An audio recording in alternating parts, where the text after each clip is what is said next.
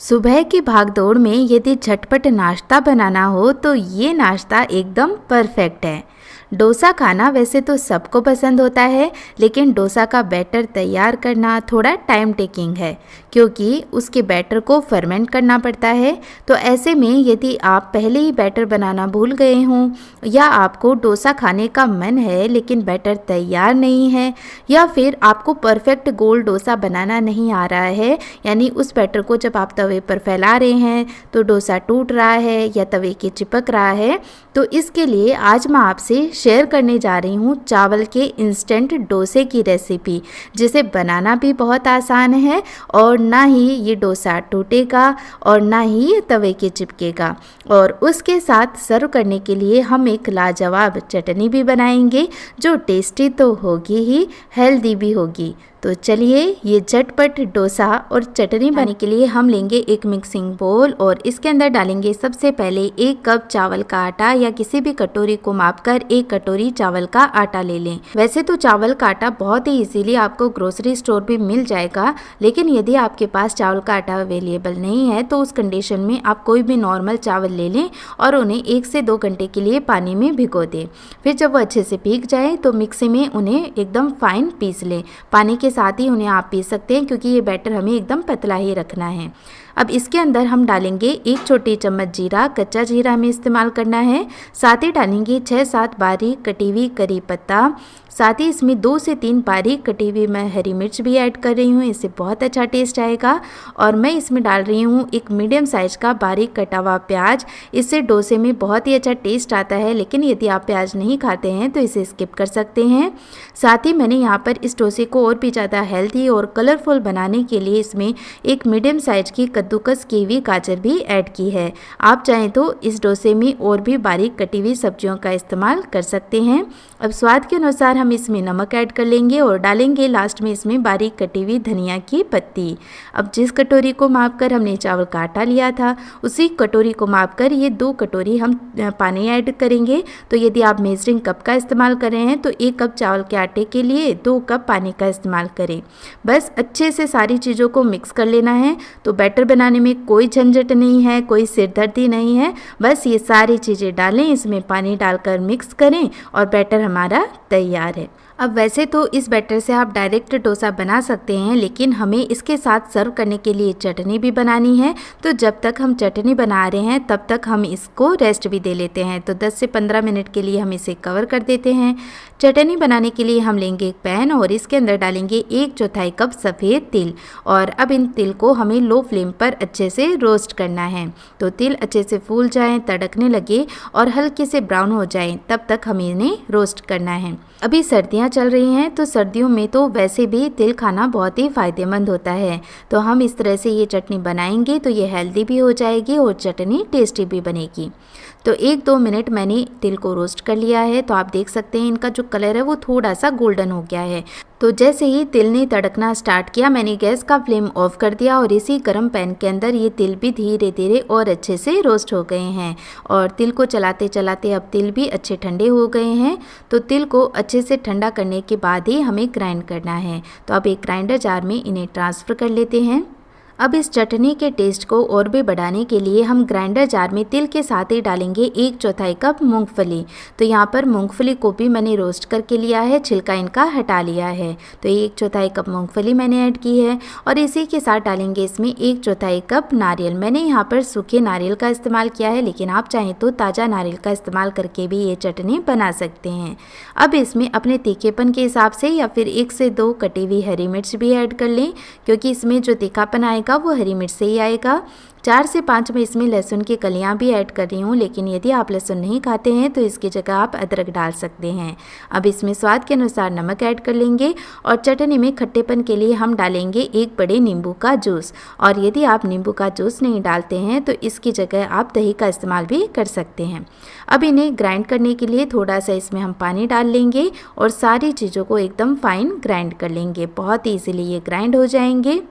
अब चटनी की कंसिस्टेंसी आपको किस तरह की पसंद है उसके अकॉर्डिंग इसमें पानी डालकर इन्हें ग्राइंड कर सकते हैं। अब इस चटनी को मैंने एक बोल के अंदर ट्रांसफ़र कर लिया है और इस चटनी के टेस्ट को और भी बढ़ाने के लिए हम एक तड़का इसके लिए तैयार करेंगे। तो एक तड़का पैन में हम 1 से 2 चम्मच तेल गरम कर लेंगे। अब जैसे ही तेल गरम हो जाएगा इसके अंदर सबसे पहले डालेंगे 1 छोटी चम्मच राई या फिर सरसों। तो मैं यहाँ पर 1 छोटी चम्मच सरसों का इस्तेमाल कर रही हूँ। सरसों के साथ ही मैं इसमें डाल रही हूँ 1 छोटी चम्मच जीरा।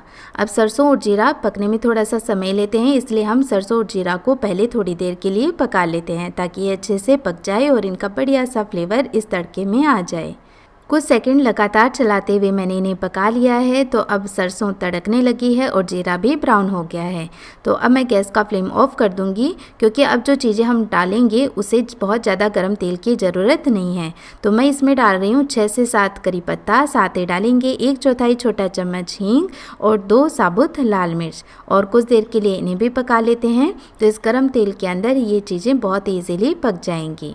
तो ये हमारा बहुत ही टेम्पटिंग सा तड़का तैयार है और इस तड़के में से खुशबू भी बहुत अच्छी आ रही है। तो ये तड़का हम लगा देंगे फटाफट इस चटनी के ऊपर और चटनी के अंदर इस तड़के को अच्छे से मिक्स कर लेंगे।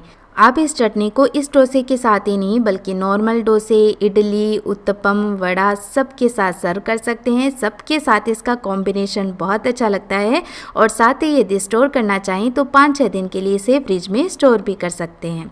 और इधर बैटर भी रेस्ट ले चुका है तो एक बार फिर इसे अच्छे से मिक्स कर लेंगे। तो बैटर देखिए एकदम रनी होना चाहिए, गाढ़ा बिल्कुल नहीं होना चाहिए। हो सकता है आपका चावल का आटा ज़्यादा मात्रा में पानी अब्जॉर्ब करे तो उस कंडीशन में आप पानी की मात्रा भी बढ़ा सकते हैं। तो जब वो डोसा बनाएं तब आपको पता चल जाएगा कि इसमें कितने पानी की ज़रूरत है। तो एक बार अच्छे से मैंने मिक्स कर लिया है। डोसा बनाने के लिए यहाँ पर मैंने एक नॉन स्टिक तवा लिया है और इसे तेल से ग्रीस कर लिया है। तो बहुत ही ईजीली इससे जो डोसा है वो तवे से निकल आता है। जब आप बैटर तवे पर डालें तो एक बार फिर अच्छे से बैटर को मिक्स कर लें क्योंकि चावल का आटा नीचे तले में बैठने लगता है। और बस इस तरह 2 से 2.5 कलची मैंने बैटर की इस तवे पर फैला दी है और बहुत ज़्यादा मोटा इसे नहीं फैलाना है, इसे एकदम पतला और जालीदार ही रखना है। मीडियम फ्लेम पर हम इसे पका लेंगे। तो जैसे ही ये पक जाएगा तो साइड में से कॉर्नर हैं वो अपने आप ही छूटने लगेंगे। तो इस तरह एक पलटे की सहायता से पहले हमें इन कॉर्नर्स को स्क्रैप करना है और फिर बहुत ही सावधानी से, बहुत ही इजीली ये उठ जाता है, कोई दिक्कत नहीं है। इस तरह देखिए पलटे की सहायता से नीचे से इस डोसे को इस तरह से उठा लें तो बिल्कुल भी ये डोसा फटेगा नहीं, बहुत ही इजीली तवे पे से निकल जाएगा। और ये डोसा है वो हेल्दी भी है क्योंकि हमने इसमें गाजर का इस्तेमाल भी किया है और गाजर का इस्तेमाल करने से ये डोसा बहुत ही अच्छा कलरफुल भी लग रहा है। और ये देखिए डोसा कितनी आसानी से तवे पे से निकल आया है और इसे मैंने ऐसे फोल्ड कर लिया है। बहुत ही कुरकुरा डोसा बना है और यदि आप इसे और भी ज़्यादा क्रिस्पी करना चाहते हैं तो इसे ज़्यादा देर के लिए पका लें तो ये और भी ज़्यादा क्रिस्पी हो जाएगा। तो ये एक डोसा हमारा 2 से 3 मिनट में बन करके तैयार है। और दूसरा डोसा बनाने से पहले तवे को फिर से तेल से ग्रीस कर लें, गैस का फ्लेम मीडियम रखें और बैटर को एक बार फिर से चला दें। तो क्योंकि चावल का आटा नीचे बैठ जाता है तो जब भी डोसा बनाएं एक बार फिर बैटर को चला लें और बस इस तरह 2 से 2.5 कलची बैटर का तवे पर फैला देंगे। जब आप डोसा का बैटर तवे पर फैलाएं तो ध्यान रखें कि पहले बैटर कॉर्नर पर डालें और फिर सेंटर में डालें। तो इससे जो डोसा बनेगा वो एकदम गोल बनेगा और एकदम परफेक्ट बनेगा। और देखिए 2 से 3 मिनट में ये डोसा भी पक कर के तैयार हो गया है और बहुत ही सावधानी से मैंने इसे ऐसे पलटे की सहायता से निकाल लिया है। तो बस पलटे को डोसे के इस तरह नीचे लगाते हुए निकाल लें डोसे को, बहुत ही इजीली ये निकल जाता है। परफेक्ट टेक्सचर, परफेक्ट जाली के साथ ये हमारा चावल का इंस्टेंट डोसा बनकर के तैयार है। तो है ना इस डोसे को बनाना कितना ज़्यादा आसान। और यदि आप किचन में बिगिनर हैं तो भी आप इस डोसे को बहुत इजीली बना पाएंगे। तो ना ही बैटर बनाने का झंझट है और न ही डोसे के टूटने का। तो बस इसी तरह से हम सारे डोसे बना करके तैयार कर लेंगे। और देखिए कितनी बढ़िया जाली बन करके तैयार हुई है और बहुत ही अच्छा क्रिस्पी डोसा बन करके तैयार हुआ है। तो तैयार की गई चटनी के साथ हम इस डोसे को सर्व करेंगे, बहुत ही ज़्यादा टेस्ट लगेगा। तो फ्रेंड्स मैं आपसे रिक्वेस्ट करती हूँ आप भी एक बार इस तरीके से ये चावल का डोसा बनाएं, आपको बहुत पसंद आएगा। तो आप भी ये डोसा बनाएं और अपना समय